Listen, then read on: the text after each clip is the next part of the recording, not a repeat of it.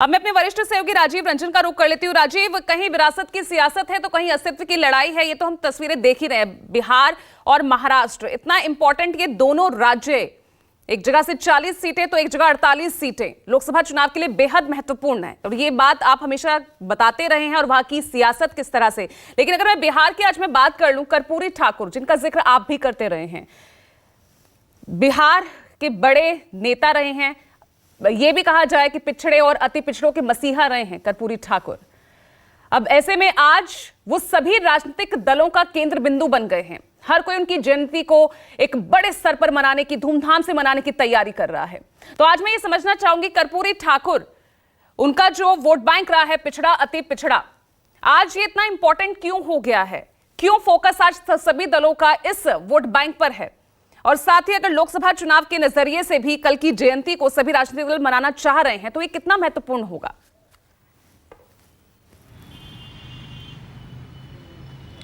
देखिए, आपने देखा ही कल अयोध्या में श्री राम जन्मभूमि के प्राण प्रतिष्ठा कार्यक्रम के बाद देश में किस तरह का माहौल पूरे देश में बना, और वो पूरा जो कार्यक्रम का प्रसारण टीवी चैनलों के जरिए देश के कोने कोने, गांव देहात तक हुआ, उसका कितना असर लोगों में रहा। और अभी वो जो राममय माहौल है अभी देश के हिस्सों में है।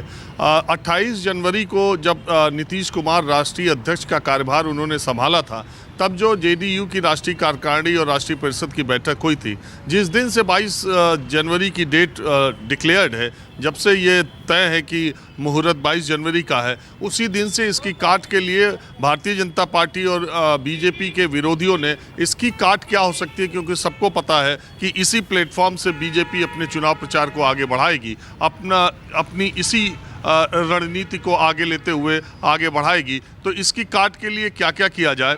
वैसे ये इत्तेफाक है कि 100वीं जयंती कर्पूरी ठाकुर की 23 जनवरी को है, और उसी जेडीयू की बैठक में ये तय किया गया था कि चूंकि ये 100वीं जयंती है तो इसको व्यापक स्तर पर इसके 2-3 कार्यक्रम किए जाएं और कर्पूरी ठाकुर को भारत रत्न देने की मांग की जाए। और उसी बैठक में ये तय हो गया था कि इसको बड़े लेवल पर करेंगे और आगे भी करेंगे। अब कर्पूरी ठाकुर की जयंती, वैसे तो इस बात में सत्यता है कि जेडीयू लगातार कर्पूरी ठाकुर की जयंती मनाती रही है, इसमें कोई दो राय नहीं है।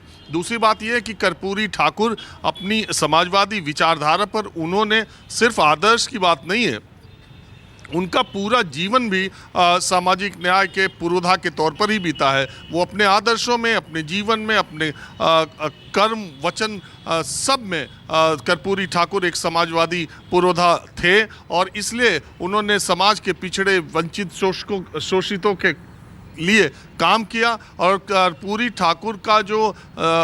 ठाकुर के जो सिद्धांत है उसको राजनीतिक तौर पर एक अस्त्र के तौर पर नीतीश कुमार ने इस्तेमाल भी किया, जब उन्होंने अति पिछड़ा वर्ग को, महादलित, इस तरह की जो विद इन बैकवर्ड्स ज़्यादा पीछे थे, विद इन एससीज जो ज़्यादा निचले तबके पर थे, उन लोगों को ऊपर उठाने का काम किया, उनके लिए आरक्षण की व्यवस्था की। और अभी जातिगत जनगणना में आपको पता ही चला, सौरभ बता ही रहे थे।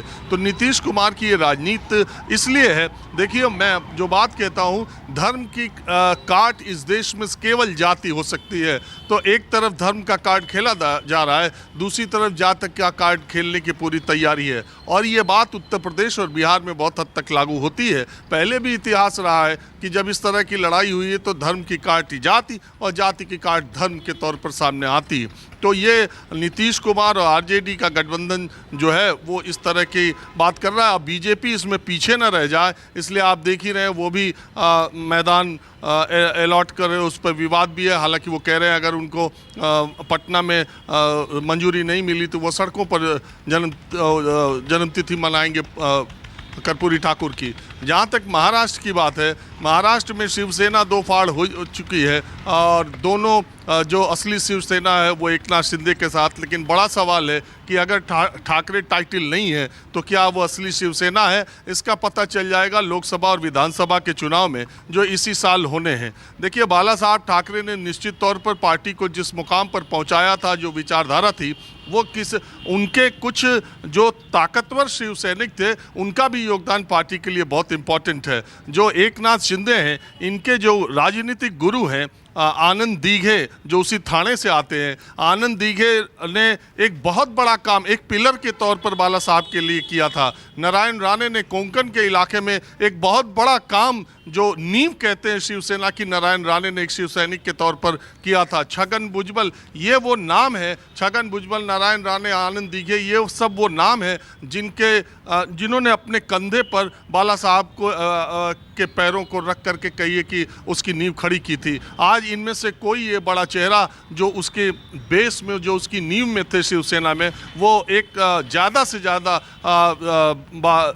उद्धव ठाकरे को छोड़कर जा चुके हैं। अब उद्धव ठाकरे के साथ पार्टी के जो सिपहसालार हैं, अब वो लोग किस मुकाम तक ले जाते हैं और उद्धव ठाकरे किस तरह की कोशिश करते हैं। शिवाजी मैदान उतनी बड़ी बात नहीं है, जितनी बड़ी बात यह है कि इसी विधानसभा ने इसी साल विधानसभा और लोकसभा के चुनाव ये क्लियर कर देंगे कि ठाकरे टाइटल के बगैर भी शिवसेना असली शिवसेना हो सकती है, या जहां ठाकरे टाइटल होगा शिवसेना वहीं होगी।